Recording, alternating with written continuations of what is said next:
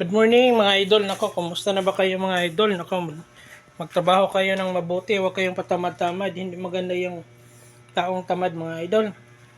Magtrabaho kayo. 6 PM na, trabaho pa rin. Good morning. Good morning pa rin. Kahit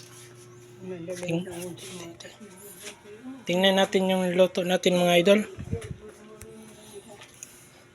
Kumakain ba kayo nito? Ito yung ulam natin. Ako, sarap naman nito. Makain ba kayo nito mga idol? Udong ito, paborito ko talaga. Udong pagkatapos may isda. May sahog na isda. Mag-comment naman kayong pag kumakain kayo mga idol. Miswa ito at saka may isda.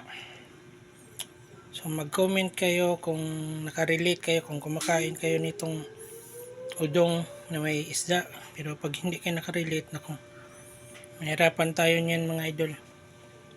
So thank you for watching mga idol. Thank you for watching. Bye bye.